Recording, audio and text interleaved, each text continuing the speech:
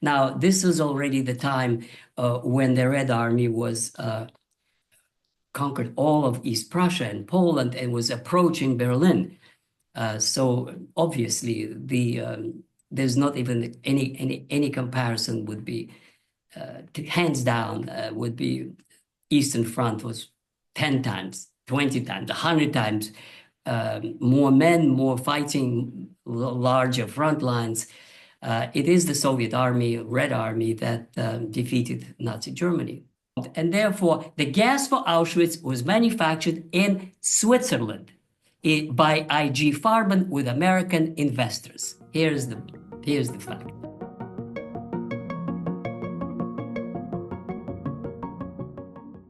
Welcome, everyone. Today we're joined by Dr. Vladimir Brovkin. Dr. Brovkin served as a professor of history at Harvard University and a consultant to various U.S. agencies.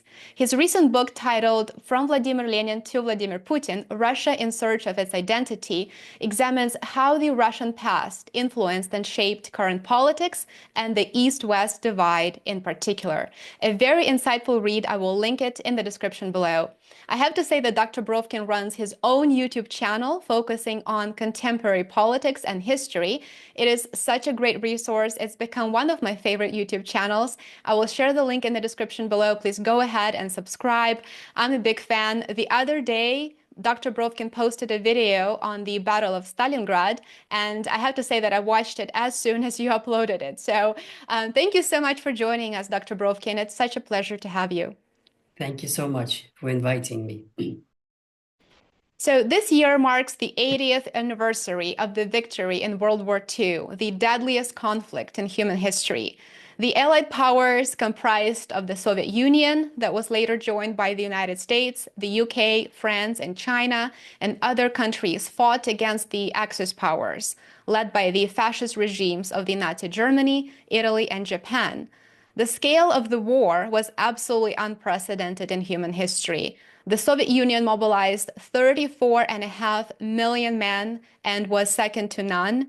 The US mobilized 16 million soldiers. China had 14 million men, and the UK and France mobilized 11 million combined. The human cost of World War II stands at 78 million people. This is not just history, it is legacy that we should never forget. Before we dive into the details, perhaps we should quickly discuss the main actors. Dr. Brovkin, could you set the scene by explaining the dynamic behind this quite unusual alliance among Stalin, Reagan, and Churchill? There are many books written just on the formation of the alliance and on the beginning of the war. So if we get deep into serious discussion on that, it would take many hours, or at least this hour. So very briefly, the most important thing is that this alliance, nobody knew it would happen. The short story is that in the 1930s, Stalin thought that he might create an anti-fascist front. And this was the Comintern policy of the mid-1930s when Litvinov was foreign minister. But then everything changed very quickly in 1938-39. I think the 38 is the crucial turning point for Soviet policy because Stalin was not invited to the Munich conference. And the Munich conference basically didn't do it particularly. I mean, it's accused of being appeasement and all that. I don't think that's important. What's important is that Stalin is not invited and that the Czechoslovakia was well, it was not really divided or given to Hitler. That's too much. The German-speaking areas of Czechoslovakia were allowed to self-determine itself. So in a sense, this is nothing criminal. I mean, why couldn't the Sudeten Germans join Germany? The problem was that Hitler violated that agreement and in March 39 walked into the rest of Czechoslovakia. That is what really is the beginning of the war, because after that, Britain and France gave a guarantee to Poland, meaning no more. This is not going to happen again. If you move again, then we are at war. So this is how France and Britain got into war. Stalin was still exploring a possibility in the summer of 39, whether they would be able to form a joint front. But at the same time, Ribbentrop came to Moscow and gave Stalin an offer he couldn't refuse. which means to stay out of the war. I mean, people usually focus on that Russia got half of Poland. In fact, it wasn't half of Poland. I keep repeating it over and over. Vilnius, by anybody's judgment, is not part of Poland. Well, so goes for Lvov. That is Ukraine. And the same goes for about half, close to half of today's Belarus. These were Belarusians because they were Christian Orthodox. That's the main division. The dialects are very similar, Belarusian, Polish. The script is different, but if you're Catholic, you're Pole. If you're Orthodox, you're Russian or Belarusian. So this is the most important thing, is that he wanted to stay out of the war, just as the United States. So nobody can really accuse Stalin of trying to stay out of the war. The United States stayed out of the war even when Paris was taken over by Hitler. That's the fact. U.S. stayed out of the war until Japan attacked the United States. And on the 11th of December, when the Germans were really fighting near Moscow, only then the United States entered the war after the Pearl Harbor. So Stalin wanted to stay out of the war. He made a deal with Hitler, which moved the border west, which is very nice for his security purposes. It also reversed the results of the Russian-Polish War of 1920, when Poland actually did get these territories, which were partly Ukrainian, partly Belarusian, partly Lithuanian. So that's how all of them wound up in a war without really doing. It's the circumstances around them were attack on Japan on Pearl Harbor, the quick defeat of France in 1940. This is how it all came together, that Britain, United States, and the Soviet Union wound up together facing Hitler, Germany, and Japan.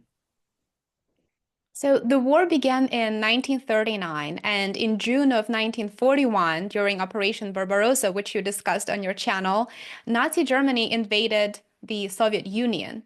2 years later, in 1943, the US, UK, and France opened the Western Front at the Tehran Conference.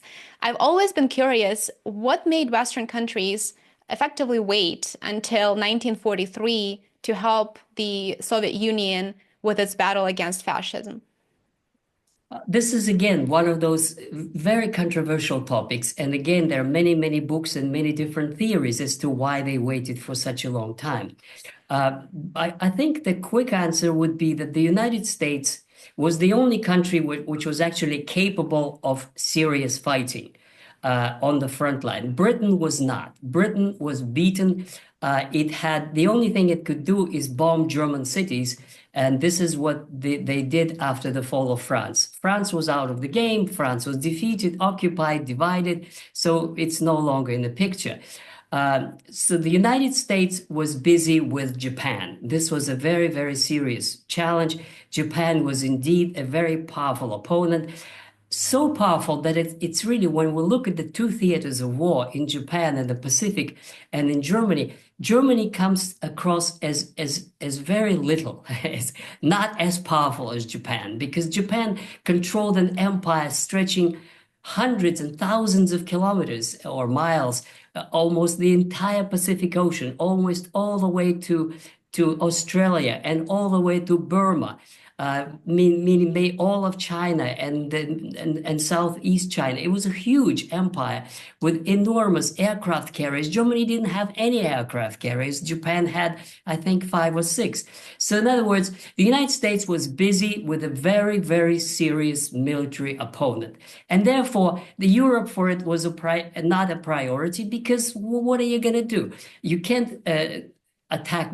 You have to have a front somewhere. And so this is when in Tehran they discussed where it should be. Stalin, of course, wanted it closer to and there were several plans. There were one, the British wanted to land in Greece and advance to the Balkans. But again, Stalin said that's not going to get any defeat of Germany if you advance through the Balkans. Finally, they decided to go through North Africa simply because it was the easiest one.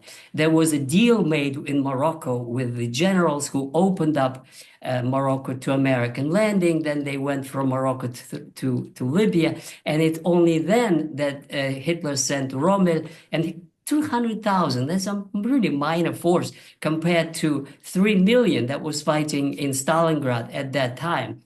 So this is in the North Africa, and the Normandy landing was being prepared and prepared and postponed and postponed.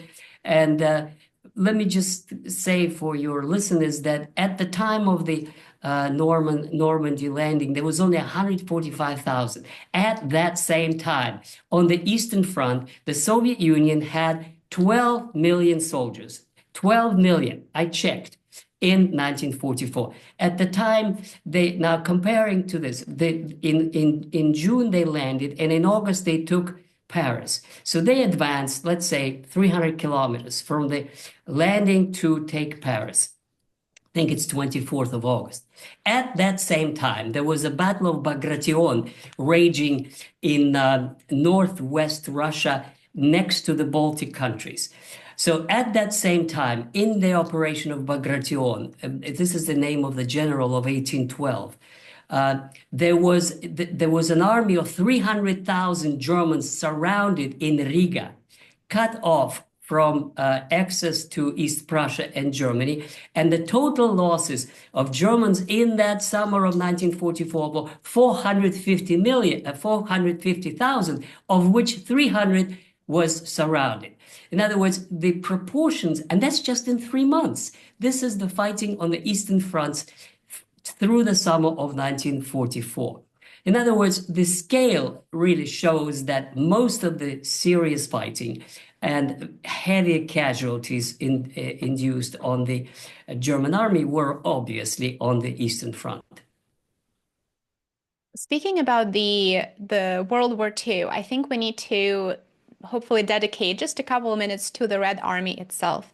The Red Army came from different republics of the USSR, but what nationalities made up maybe the biggest portion of such an incredibly large military force?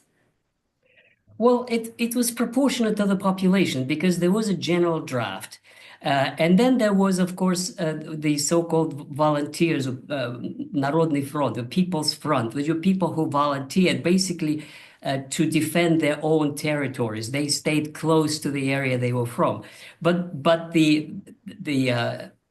all the men from 20 to 45 could be mobilized into the army unless they worked in significant capacity on the defense industry somewhere. So this means that you mentioned correctly, on the Ministry of Defense today, one can check that the number of persons who wore the uniform, that also included women, by the way, is 33 million. 33 million Soviet citizens, mostly men, but some women, like in the hundreds of thousands, wore the uniform at some point. Now, again, let's do the numbers. In 1941, when the war started, Red Army was 3 million men, and it was almost completely defeated. By the end of the year, most of them were either prisoners of war. In my video, I mentioned among them was my uncle, the elder brother of my father, who was 20 at the time. He was in the war, in the beginning of the war, and he died. I mean, he was killed, obviously. Although no record, except that I found it on the Ministry of Defense archives. Anybody could find their relatives now. It's a very well organized archive. Anyway, so 3 million. The next year, in Stalingrad, there were 6 million. So they were able to create a new army and double it. That's the amazing capacity of Soviet system to mobilize the masses. The Bolsheviks were good at one thing better than anybody else in the world, mobilizing the masses. And now it came quite handy that they were able to recruit and mobilize and draft and train and et cetera, et cetera. So this is like 6 million. And as I said, in 1944, during the final assault on Wehrmacht, there were 12 million serving at the same time. So this is what the Bolsheviks could do, and I think that's quite a remarkable achievement to not only to recruit them, but draft them, but also to train them, feed them, move the troops, coordinate. I mean, all this enormous effort uh, that one had to organize, and they did it. Absolutely amazing. And I think it's a testimony to the Red Army, of course, was comprised of the Russians, the Ukrainians, and the Belarusians. Those were sort of the Yeah. top three, I think, nationalities Yes. within the armed forces. And it's incredible testimony to the ability to unite against an external threat. Now, I would like to focus on the key turning points of the war that ultimately led to the great victory. Perhaps we could begin with the Battle of Stalingrad, which was the biggest and the bloodiest battle in human history in terms of casualties and participants. Could you share how the Battle of Stalingrad unfolded and maybe talk a bit about the significance of the Soviet victory at Stalingrad? Yes, very briefly, this is again a huge topic, and there are many books written on each one of those questions. But the important thing about the Battle of Stalingrad is, of course, it's the single most, the biggest and the bloodiest battle in world history. That's it. There was never, even Verdun was 1,450,000 French and 500,000 Germans, total about 1 million casualties. Here we have 1 million on each side. So it was a very, very heavy fighting. Basically, in terms of dates, it's from the summer of 1942 to January, February 1943, when the remainder of the German forces surrendered. So this is 6 months, and during 6 months, 2 million soldiers die in battle. Now, about the whole strategy was that after the Germans suffered a setback near Moscow, they had to decide what to do next. And so many military historians believe that this was a decision to advance in the south, eastwards towards Stalingrad, was a bad decision. And the reason it was a bad decision is that the longer the deeper the Germans moved, the harder it was to supply, because these are huge distances. So let me just give you this figure. From Brest-Litovsk, the Belarusian border, to Moscow is exactly 1,000 kilometers. So this is what they advanced in 1941. Now, from Kharkov, this is where they were in the beginning of 42, to Stalingrad is 800 kilometers. So they had to advance another almost 8,000 kilometers in order to reach Stalingrad. So their plan was to sweep across the south. These are steppes. These are open steppe, which is easy to roll for tanks, no trees, as in the central Russia. And then to envelope and move north along the Volga, kind of destroying the major population centers of Russia, because beyond the Volga, it's sparsely populated steppe, and then the Ural Mountains and Siberia. So they thought they would just surround Moscow. And then this was the second prong, was to advance to the North Caucasus, to Baku, to seize Baku oil, because Hitler really needed oil for his armies. So they thought this is super ambitious, almost impossible.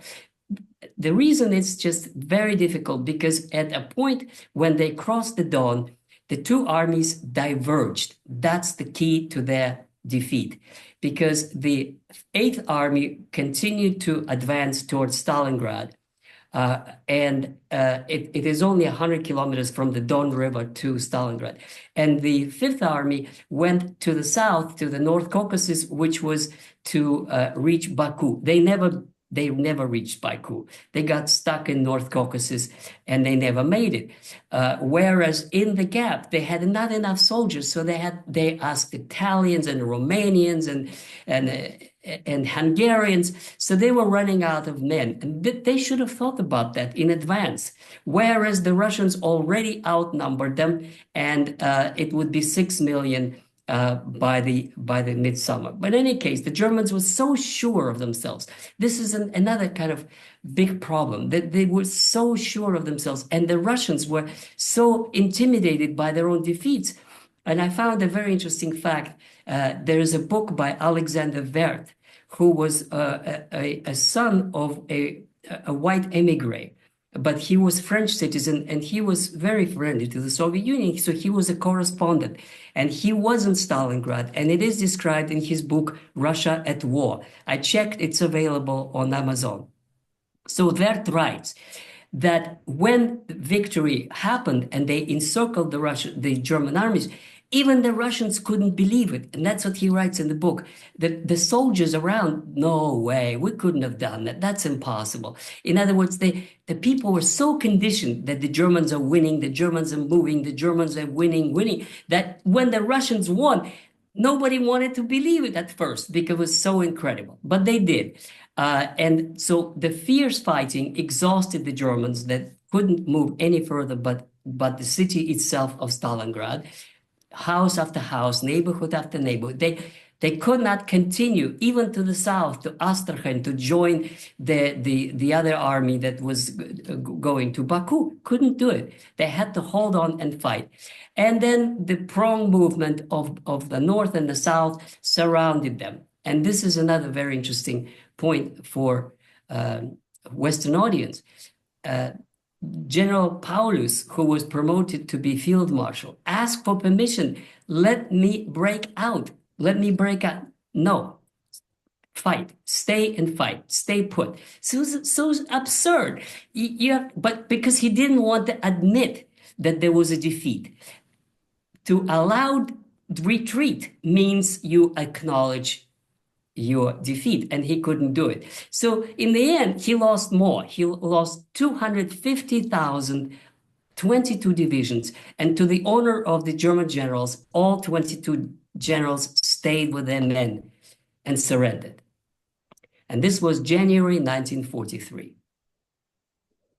After the defeat at Stalingrad in 1940, as you said, in 1943 in January, the German army made one more attempt to advance in Kursk in the summer of 1943. The Kursk battle lasted several months. I believe it ended in August. I'm sure you will confirm that. And it became the biggest tank battle in history, with thousands of tanks engaged in battle. Could you talk about the Kursk battle and how it changed the course of World War II? Yes, Kursk battle is also absolutely fascinating, indeed, because this is the largest tank battle in history. And the story goes pretty much like this.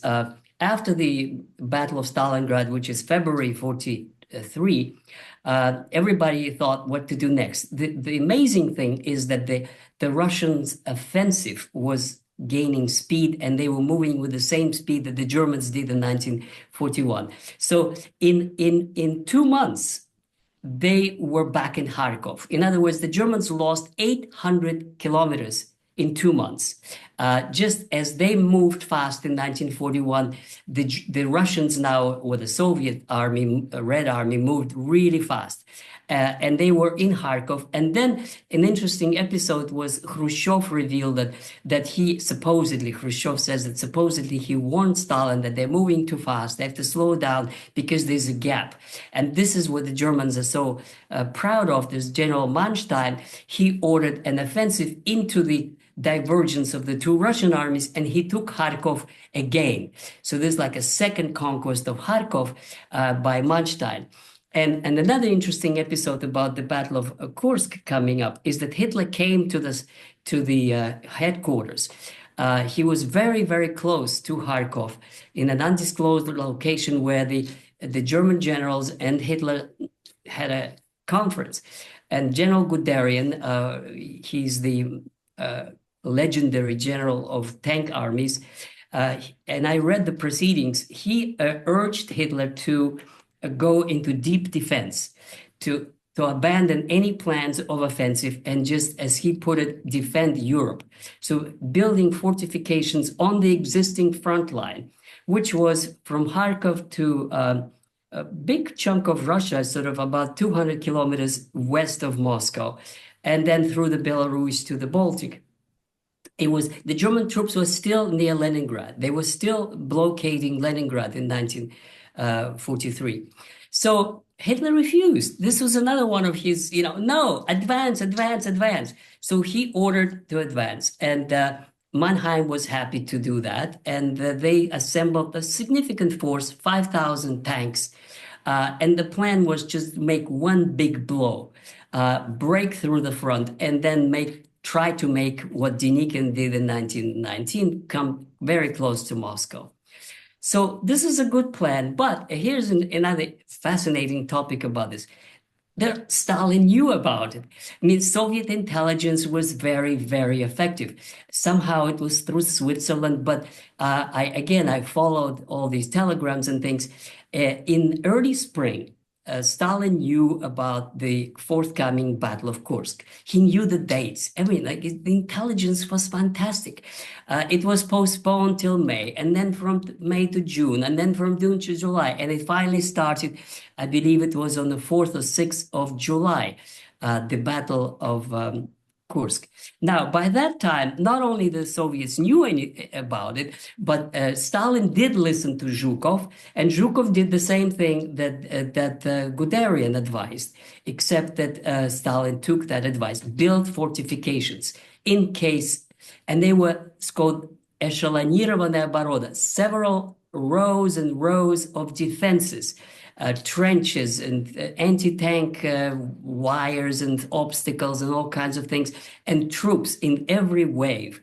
So it was like several hundred kilometers deep, which means pretty much all the way to Moscow, because there's only 300 kilometers.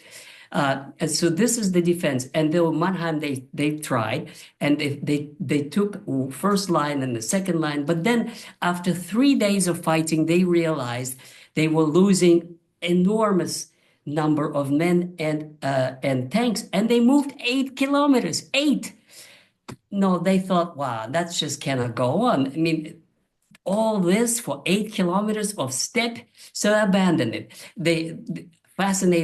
Third fascinating fact about Battle of Kursk, the Germans abandoned it on the 6th day.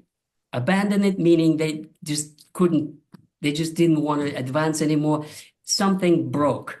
So they understood that cannot be done. From this moment on, it's only retreat, retreat, retreat, retreat, all the way to Berlin.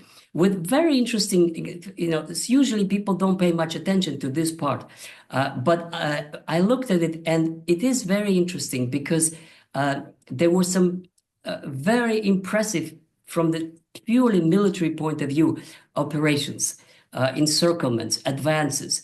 And I also checked, the Soviet army lost, I think it's 700,000 men liberating Eastern Europe. So this was still very, very serious casualties that they had to suffer. It was very serious fighting. The Germans were losing more. In fact, the website that shows German losses in World War II, they were rising. It was really the Russians lost more in 41 than in 42, and the Germans lost a lot. I mean, like close to 1 million in 44, and even more in the beginning of 45, because they were encircled, because there was desperate fighting. So the casualties were mounting as the war moved westward. This is absolutely fascinating. So the war began in 1939, and then the United States declared itself a neutral state in the same year. The Nazi Germany invaded the Soviet Union in June of 1941, as we just mentioned, and the United States officially entered World War II after the Japanese attack on Pearl Yes. Harbor in December 11th of of December. 11th 1941. of December 41, yes. Yes, thank you. Thank you for clarifying that. However, it wasn't until 1943 at the Tehran Conference that the Western allies opened the second front in Normandy, which we will discuss in a minute, against the Axis forces. In terms of the size and scale of the Western Front and the Eastern Front, how did the Western Front compare to the Eastern Front, where the Red Army continued to press forward toward Berlin? Well, I already mentioned that the first front that was opened was in North Africa. This is in 1943. 42, 43, the North African campaign, and the German army was Rommel, General Rommel was 200,000. That's it. So it was not a really big army. And then there were Italians, but the Italians were laughing stock. The Germans just went there to help them because they couldn't hold the front.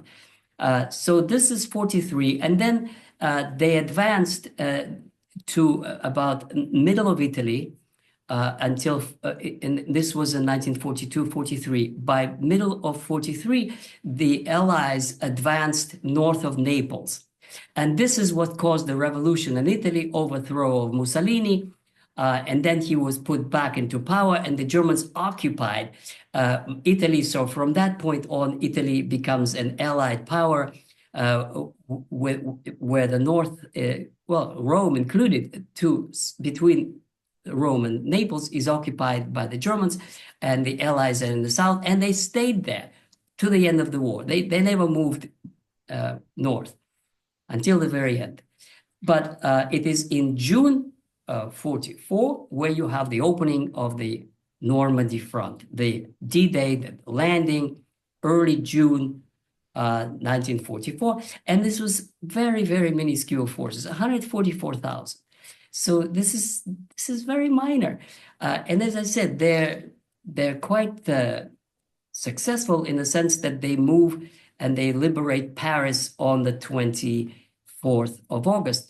And then they move on to Aachen, on the German border, and they get stuck there until March 45. In other words, if you want to be cynical, you could say there wasn't no fighting in the Western Front. There was just one serious battle, the landing, and then the Battle of the Bulge, when Hitler tried to push them out again. And it was very, very bloody. And I spoke to many Americans who fought in the Battle of the Bulge. I spoke to veterans in the 80s when they were still alive. And they thought this was hell break loose and they might lose it. But they held out, and it was, and only after that, in March, they poured into Germany. Now, this was already the time when the Red Army was conquered all of East Prussia and Poland and was approaching Berlin. So obviously, there's not even any comparison would be. Hands down, would be Eastern Front was 10 times, 20 times, 100 times more men, more fighting, larger front lines. It is the Soviet Army, Red Army, that defeated Nazi Germany. And its allies, let's not forget, officially, Romania, Hungary, Finland were official, Italy. Spain sent its troops, which is good enough. Once you have your soldiers in uniform fighting, you are a party to war by international rules. So these are all countries officially allies to Germany. Absolutely. After the Kursk victory, the Red Army moved eastward, as you mentioned, to liberate Soviet republics as well as other European countries. And what's interesting is that Ukraine was fully liberated in 1944. So there were many, many challenges that they had to overcome to move westward and liberate Europe and go all the way to Berlin. The Nazis established a brutal fascist regime in Austria, in Albania, in Belgium, in Greece, in Denmark, Luxembourg, the Netherlands, Norway, Poland, France. So all these countries were occupied by the Nazi Germany and the Axis forces. And of course, the liberation of Europe came at a great cost. Could you maybe focus a bit on the liberation of, this is a very, very tragic topic, of course, but I think it is a very important one, the concentration camps, because I know this year there was a memorial that was held in Poland, and only specific countries were invited. So I think to do justice, I think we need to spend some time sort of highlighting the liberation of maybe Auschwitz, for example, and talk about the significance of that in the context of defeating fascism in Europe. Well, yes, this is also another fascinating topic. You touch most of them. Um, Auschwitz, what did people know about it at that time? Now, there's a museum and children are coming and it's a death camp, and there were hundreds of thousands of people who were burnt alive and killed there. There were Jews and there were others.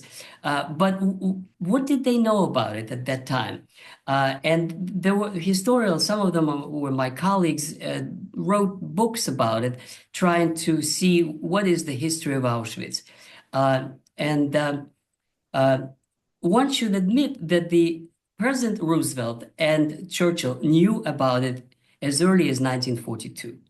They knew about it, and there were some people who said, well, why don't you stop it? Why don't you, at least this is Walter Laqueur wrote a fantastic book about this.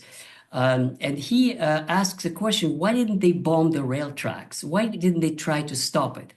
And the answer is they didn't, and it was not a priority. I spoke to many Germans. Did you know about it? Well, I studied in Germany. I lived in Germany. I have many German friends. And they told me that during the war, they didn't know anything about it. The only thing they knew that people were moving, that there were Russian workers brought in, Ukrainian women worked in the fields, the Jews were moved somewhere here, those people moved there. So everybody was moving places, and they did not know. They knew that people were moved, but they didn't know they were being systematically killed.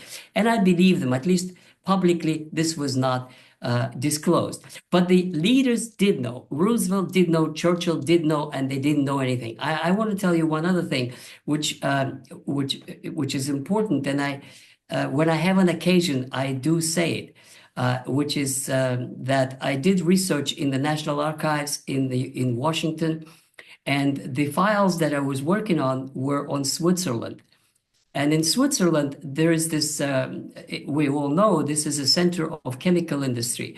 And there was a company that was disbanded after the war. It's called IG Farben. And this is a German chemical company.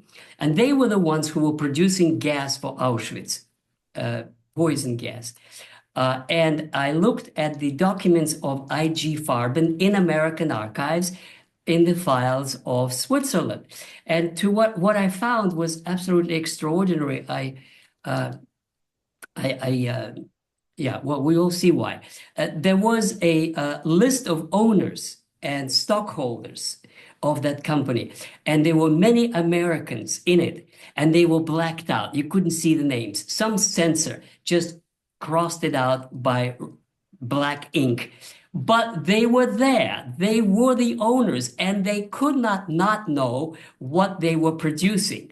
And there's another book that's called Switzerland, a Secret Ally of Germany, meaning that the Allies didn't bomb Switzerland. It was a very convenient place to produce military material, which they did, and they supplied it to Germany, and they were not even bombed. And therefore, the gas for Auschwitz was manufactured in Switzerland by IG Farben with American investors. Here's the fact.